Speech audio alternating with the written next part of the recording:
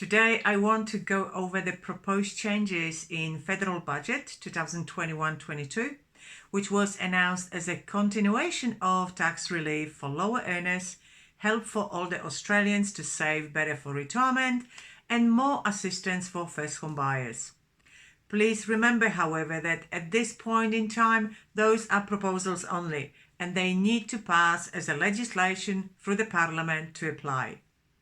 My name is Katherine from About Retirement. I'm Certified Financial Planner, and I've set up this YouTube channel with the hope to help you make better financial decisions, especially when you are preparing yourself for retirement or you have already maybe retired. And today I would like to go over those budget recommendations and discuss which of the recommended changes are for your benefit and which ones look good on the surface but could actually be to your detriment. If after listening to this video you believe that I've made some issues maybe a little bit more clear for you, please click that like button to tell YouTube to recommend this video to others to watch it as well.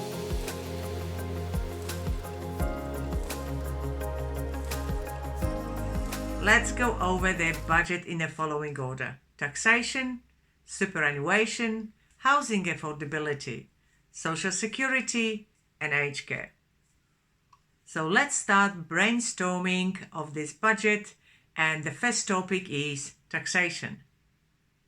Government hasn't really introduced anything new or exciting in this area. Majority of proposals are repeated from last year's budget, so I will not be going over the details as it was fully explained in my video Budget 2020-21.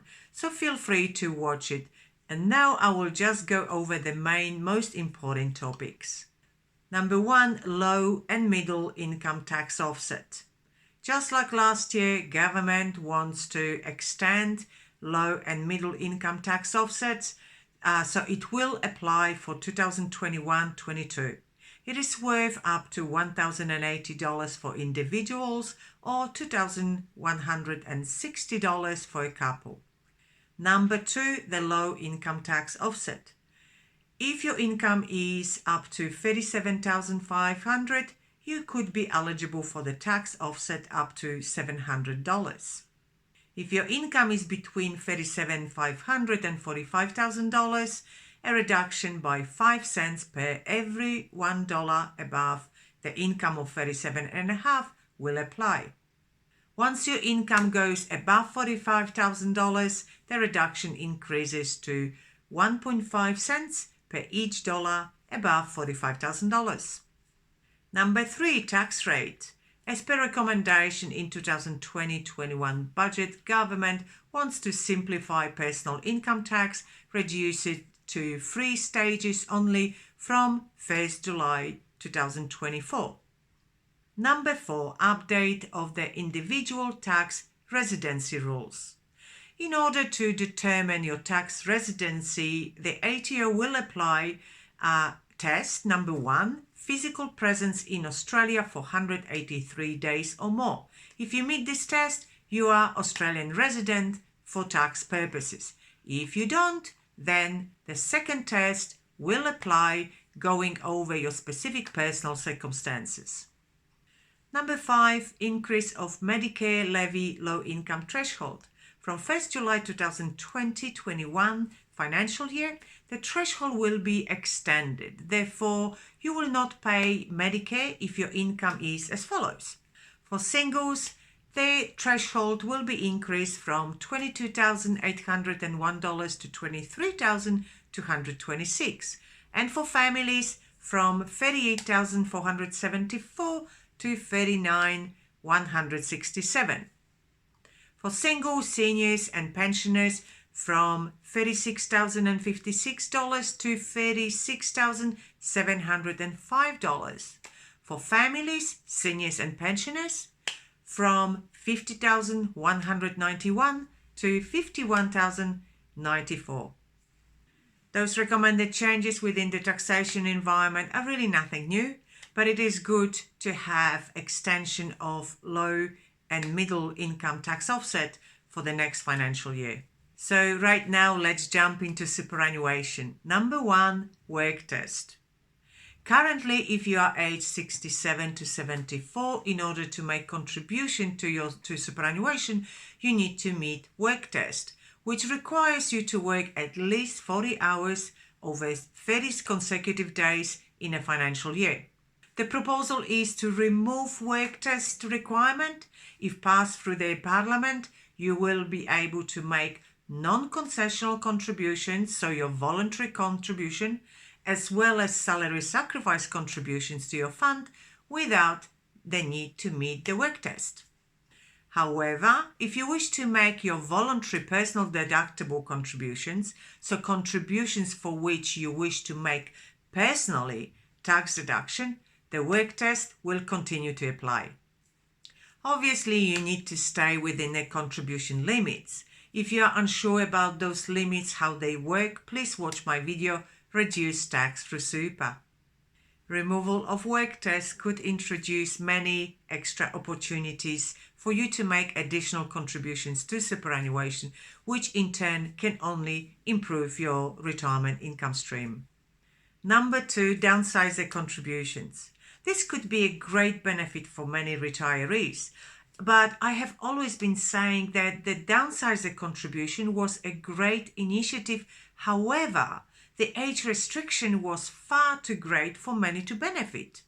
Now, the government is considering reduction of age from 65 to 60 for you to be eligible to make tax-free contribution to your superannuation from the proceeds of selling your family home.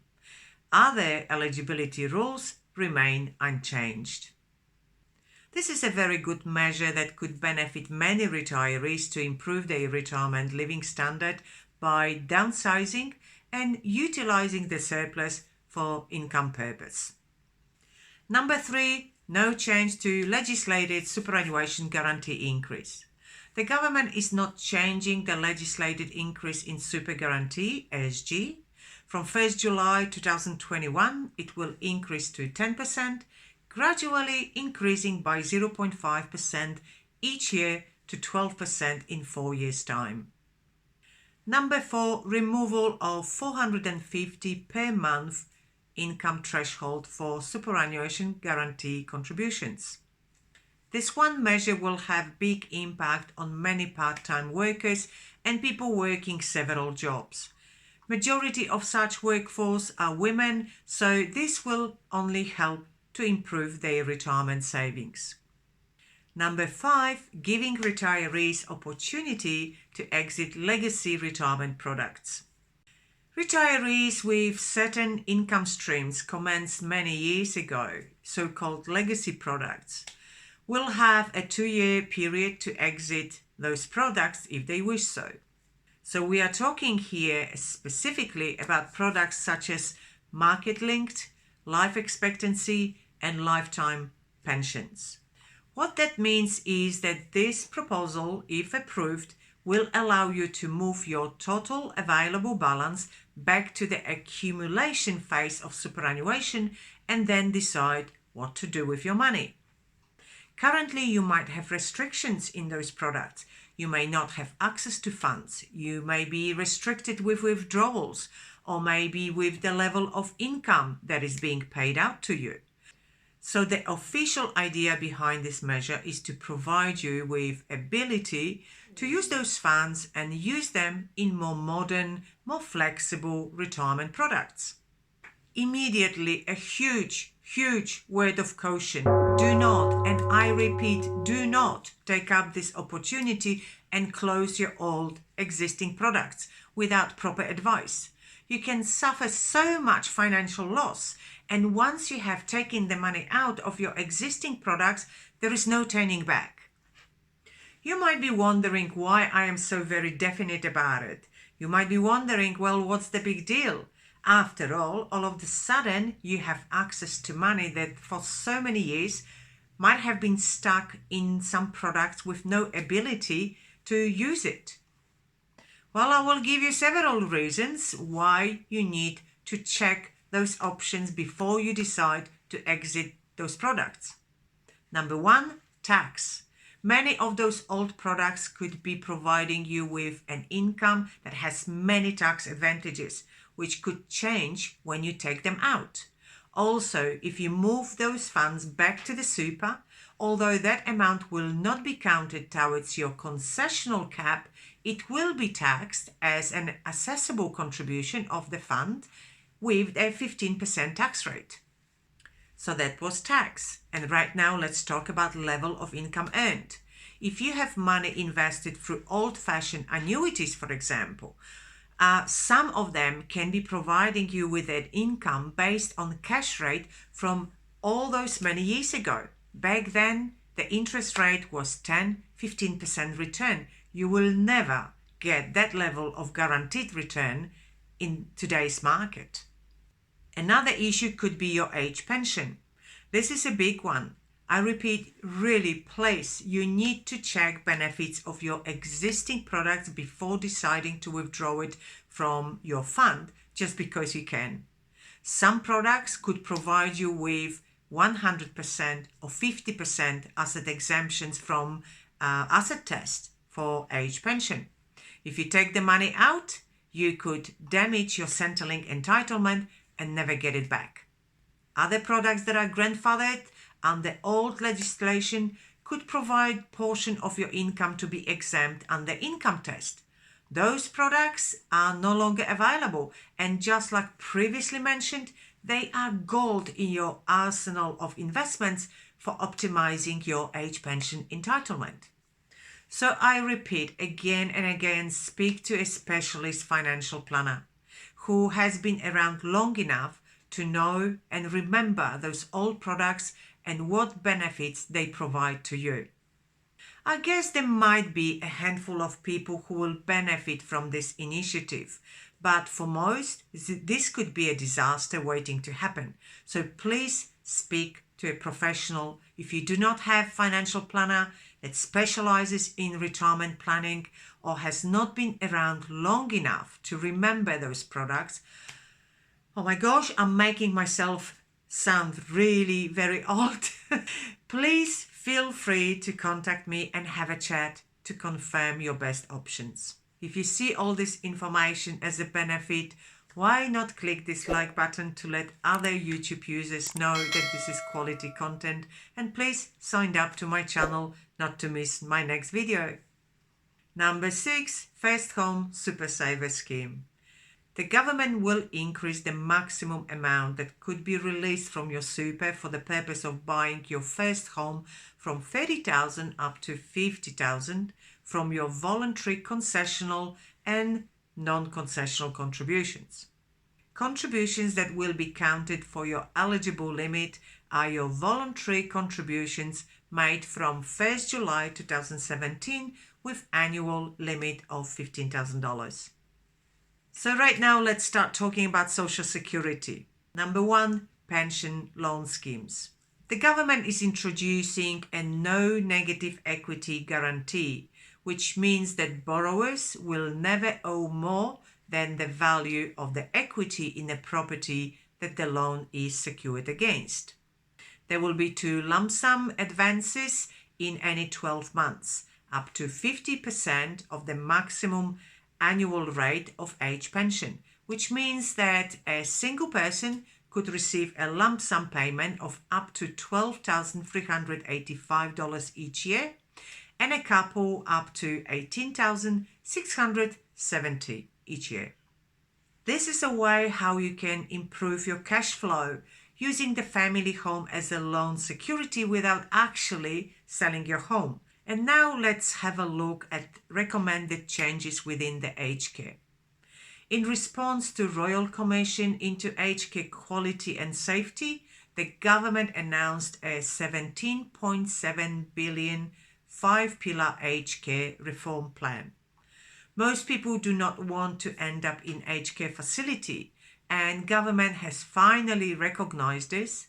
Therefore, new funding has been provided for home services, such as additional 80,000 home care packages, half in 2021-22 and the other half in the following year, which will make a total of 275,598 home packages available by June 2023.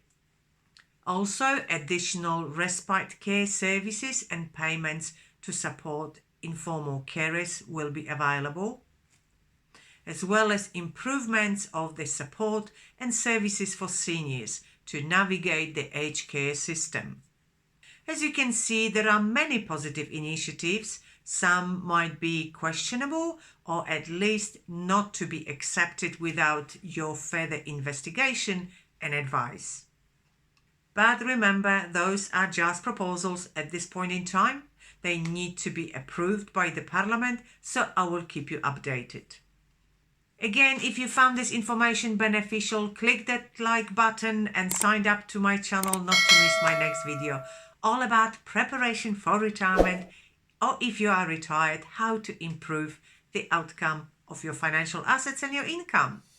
In the meantime, if you are getting ready for retirement, please don't miss my favorite videos explaining all you need to know about superannuation, our second biggest asset after family home, so it only makes sense to pay close attention to it.